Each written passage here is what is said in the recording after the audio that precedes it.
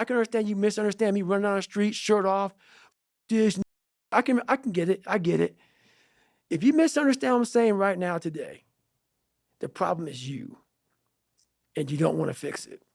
There's one special quality that you can develop that will guarantee your greater success, accomplishment, and happiness in life. Of 1,000 principles for success developed over the ages, this one quality or practice will do more to assure that you accomplish wonderful things with your life than anything else. It's not something that you can talk through. It's a behavioral thing. You have to get up every day and do the work, right? Consistently do the work. Did you know that only 1% of people are naturally, extraordinarily gifted at something? Do you know what that means for us, the other 99+% of people? If we're going to do anything great in this life, it is going to require discipline. That's the truth. If you are going to accomplish anything extraordinary with the days the Lord has trusted to you on this planet, it is going to require you pushing through the discomfort and embracing the grind. Discipline is art. Yeah, I think it is, because it's beautiful for me to see. When I see someone who's really truly disciplined, who like a David Goggins, someone who just like truly maximizes the grind, I feel like there's an art to that. Goggins, Jocko, Rogan. Is there a common theme? You can throw you in there too as this ascension up. Everybody is fit and disciplined. Is there people who are not fit and not disciplined who are influential? Well, think about it this way. Do you think that the most successful people in the world became successful and then got disciplined? Or do you think that they became disciplined and then got successful? Yeah, obviously the latter, yeah. Correct. Yeah. Most people are going to win through discipline. Okay. Yeah. I don't care how good you are in anything. You don't have discipline, you ain't nobody. Right. You're nothing without discipline, because you give up under the slightest struggle without discipline. 100%. It's going to make it so much easier. And I think if you look at the greats in anything that, in any walk of life, the greats do things when they don't always want to. And that's the separation.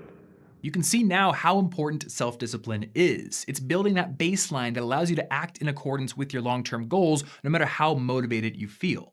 Fortunately, the quality of self-discipline is something that you can learn by continuous practice, over and over, until you master it. Once you've mastered the ability to delay gratification, the ability to discipline yourself to keep your attention focused on the most important task in front of you, there's virtually no goal that you cannot accomplish and no task that you cannot complete. Eliminate as many distractions as you can and get to a point where you don't need the dopamine rushes of social media. Eliminate distractions and build that muscle of focus. And on this phone has Strides, Trello, Bear, which is my note-taking app, Aura, and Uber. And that's it. We may think that these external things actually help us relax, but in reality, they don't. They just train us even more. I thought about what exactly I use TikTok for other than watching videos. So I'm like, yeah, I'm gonna cut this off. And so I did. There's usually a screen right here in a PlayStation. Gave it to my little sister. So just, limiting myself from wasting this energy on these things that don't benefit me in any way. I felt free after releasing it. And now it's just, I'm gonna live differently. You have to give it everything you got. No more TV, no more parties, no more playing. If you don't have a 4.0, what you need to be doing is studying. Get off the phone. I'm sorry, I'm not available until the end of this year. Right? Sacrifice temporary fun for permanent dreams, or sacrifice your permanent dreams for temporary fun. And the reality is a lot of you guys are willing to sacrifice your permanent dreams for some temporary fun. Yeah. And that temporary fun is never going to get you anywhere. The most important question to ask is, what pain do you want in your life? What are you willing to struggle for? Anything worthwhile is going to require some degree of pain and struggle. So, if you're oriented toward the pain and the struggle, you're probably going to be more aligned with what you're capable of accomplishing rather than if you just orient toward the pleasures.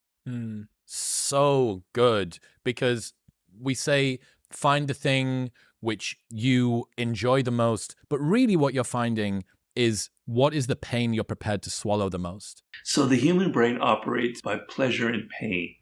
What is pleasurable, we're attracted to, and what is painful, we naturally recoil from. And if things become too painful, we never do them. And if things become pleasurable, we get addicted to them, often with bad consequences. All right? So if the idea of discipline, of consistently doing an action, is only associated with pain, with tedium, of being by yourself in a room, doing one thing over and over and over again, you're never going to get over the mountain because it's associated with too much pain, and the brain naturally shrinks from anything that's painful.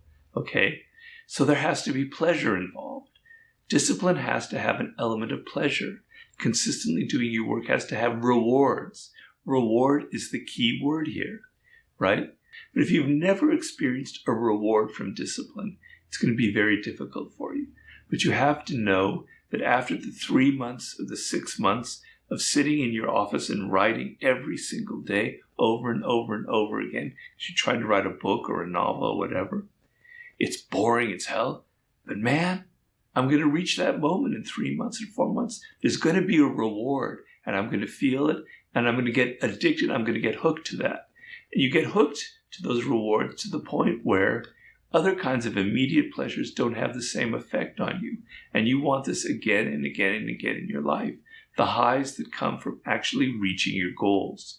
So you have to think in the moment of this where you're trying to discipline yourself of what will be the reward of the visualize it and feel it. I'm going to have this skill at the end. I'm going to have this business that I've started. I'm going to have this sense of pride.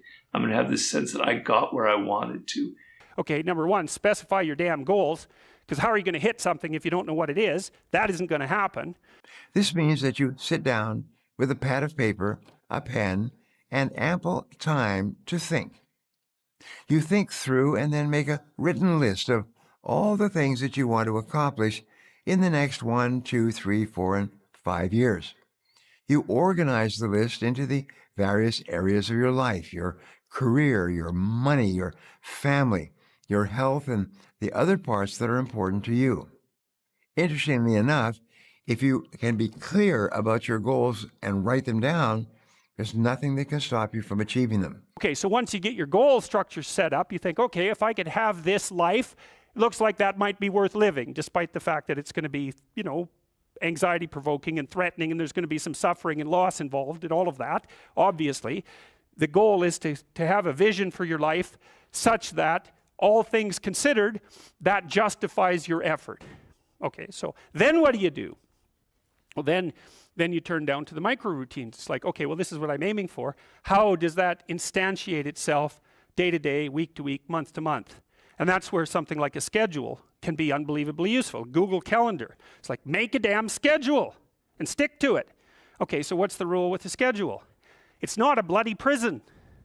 That's the first thing that people do wrong. They say, well, I don't like to follow a schedule. Well, it's like, well, what kind of schedule are you setting up? Well, I have to do this, then I have to do this, then I have to do this, and then I just go play video games, because who wants to do all these things that I have to do? It's like, wrong. Set the damn schedule up so that you have the day you want. That's the trick. It's like, okay, I've got tomorrow. If I was going to set it up so it was the best possible day I could have, practically speaking, what would it look like? Top people think about what they want and how to get it most of the time. And as a result, they're thinking about their goal, and they're thinking about the actions that they can take every single minute of every day to move faster toward achieving that goal. Earl Nightingale once said that happiness is the progressive, step-by-step realization of a worthy ideal or goal. When you feel yourself moving step by step, each hour, each day, toward achieving something that's important to you, you feel positive and happy most of the time. While you may not look like me, how my daily life looks, it don't look fun. It don't look fun. So it's a choice that people have to make in life.